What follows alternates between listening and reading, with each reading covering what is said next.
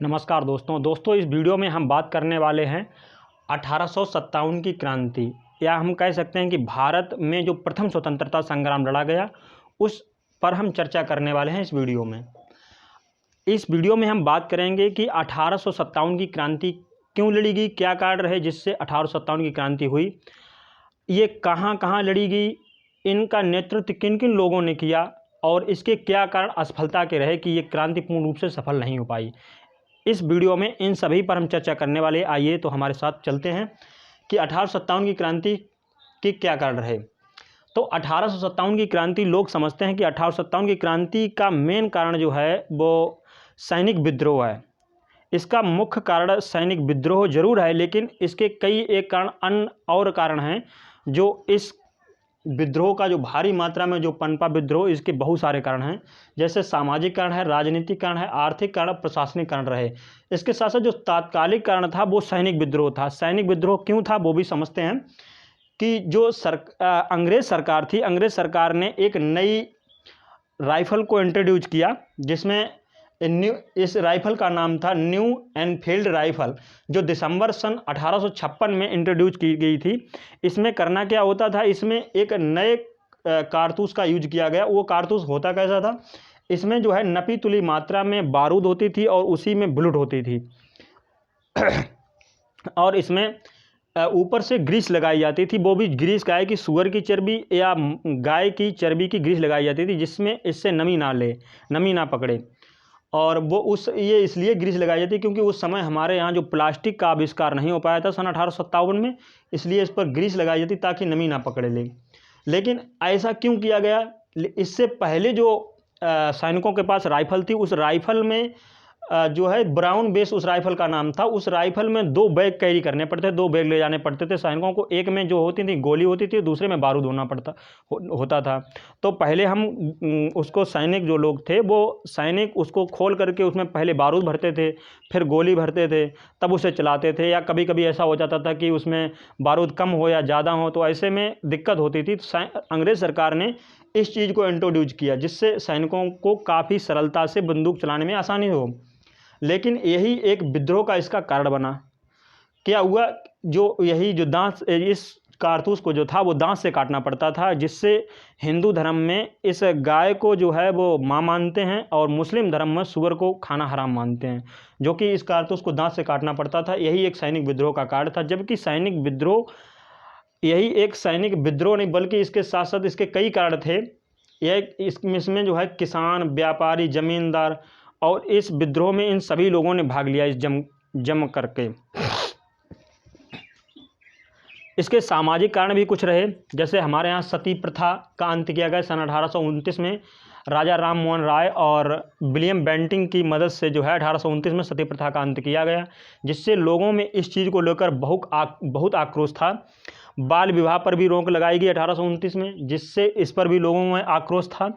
और हिंदू पुनर्विवाह अधिनियम सन 1856 में लागू किया गया, इस पर भी लोगों में बहुत आक्रोश था अंग्रेज सरकार पर। और नस्ल के आधार पर भेदभाव किया करते थे अंग्रेज, जिसमें हम गोरे हैं तुम काले हो, ऐसा भेदभाव किया करते थे। और एक ये जो राज्यों में जो थी वो, या अगर हम कह दें कि जो हमारे यहाँ राजा राज्य करते थे, उन पर गोद निषेध प्रथा लगाई गई, जिससे डलहौजी ने ये नीति अपनाई, जिनसे इन राज्यों को उसने अपने में मिला लिया। इनमें होता क्या था गोद निषेध प्रथा में, कि अगर आपका कोई बालक नहीं है तो आप किसी दूसरे का बालक नहीं ले सकते हैं, या आप किसी दूसरे का बच्चा गोद नहीं ले सकते हैं। तो उन्होंने इन राज्यों को अपने में मिला लिया। जैसे सतारा है, जैतपुर है, बघार है, उदयपुर है, झांसी है, नागपुर है, इन राज्यों को उसने अपने में शामिल कर लिया था कि अगर तुम्हारे यहाँ कोई बच्चा नहीं है, तुम्हारा खुद का कोई बच्चा नहीं, तो आप किसी दूसरे का बच्चा गोद नहीं ले सकते हैं, और ये राज्य जो है सरकार के अधीन चला जाएगा। ऐसा इन्होंने किया। और इसके कई एक तात्कालिक कारण सैनिक में, और ये भी था कि इनमें जो धार्मिक मान्यता की जो है मनाही थी। जो अगर सैनिक कोई है वो अगर हिंदू धर्म से है तो वो तिलक नहीं लगा सकता है, या मुस्लिम धर्म से है वो दाढ़ी नहीं रख सकता है अगर सैनिक में भर्ती है अंग्रेज सरकार के यहाँ। और ना ही सिख धर्म का लोग जो है पगड़ी बांध सकता था। ऐसे जो है धार्मिक मान्यताएं की मनाही थी। और अगर समान पद पर हिंदू और अंग्रेज एक ही समान पद पर हैं तो उन्हें समान वेतन भत्ते नहीं दिए जाते थे। इस पर लोग जो सैनिक थे उनमें बहुत आक्रोश था। और एक चीज़ को लेकर आक्रोश और था कि जो हमारे सैनिक थे उन सैनिकों को समुद्र पार, मतलब जैसे इंग्लैंड जैसे देशों में भेजा जाता था जिससे समुद्र में 10-15 दिन की यात्रा करने पर उन्हें मीट मछली या मांस खाना पड़ता था, जिससे वो समझते थे कि हमें अगर समुद्र पार करना पड़ेगा तो हमारा धर्म भ्रष्ट हो जाएगा। तो इस चीज़ को लेकर भी सैनिकों में आक्रोश था। कहने का मतलब एक तात्कालिक कारण ही इसका मेन विद्रोह का कारण नहीं था, लेकिन इसके पीछे बहुत सारे कई कारण थे जो हमारे धर्म के खिलाफ थे। और कुछ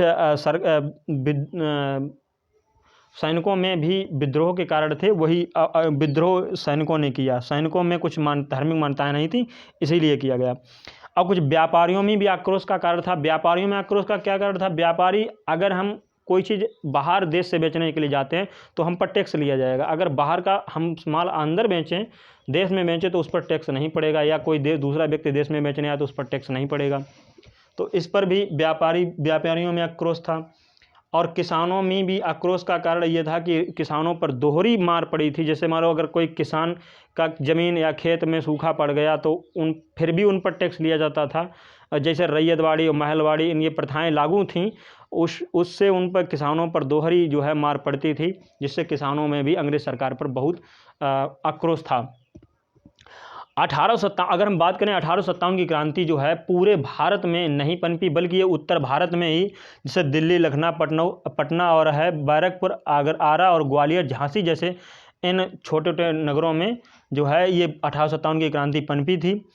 क्रांति की शुरुआत जो है फरवरी 1857 उड़ीसा के बहरामपुर से रेजिमेंट 19वीं रेजिमेंट से स्टार्ट होती है।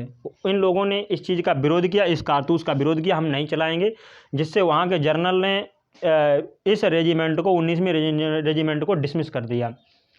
बात आती है कि फिर बैरकपुर में 34वीं रेजिमेंट मंगल पांडे ने एक अपने जनरल पर उन्होंने विश्वास करके इस कारतूस को मुंह से काट दिया। लेकिन उनके किसी खास दोस्त ने जाकर के उन्हें बताया कि उन्होंने उस फैक्ट्री को दिखाया जहां पर वो कारतूस बनते थे कि इसमें सूअर की चर्बी और गाय की चर्बी लगाई जाती है, जिससे इस आक्रोश से आकर के उन्होंने अपने सीनियर की जो है गोली मारकर हत्या कर दी थी, जिससे मंगल पांडे को 8 अप्रैल सन 1857 को फांसी दी गई थी।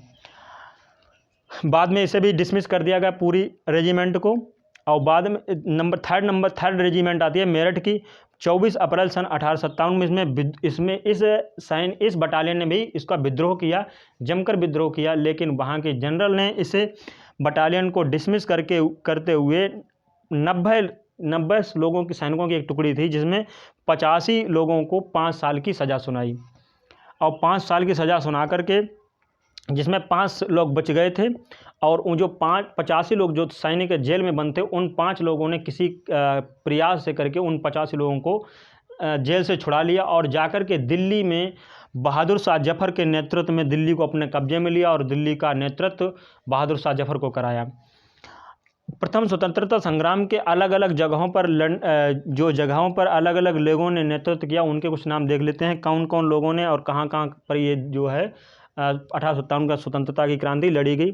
दिल्ली में बहादुर शाह जफ़र ने की, लखनऊ में बेगम हजरत महल ने की, कानपुर में नाना साहब ने पेंशन के लेने के लिए, और झांसी में रानी लक्ष्मीबाई ने, बरेली में खान बहादुर खान ने, और इलाहाबाद में लियाकत अली ने, बागपत में शाहमल ने।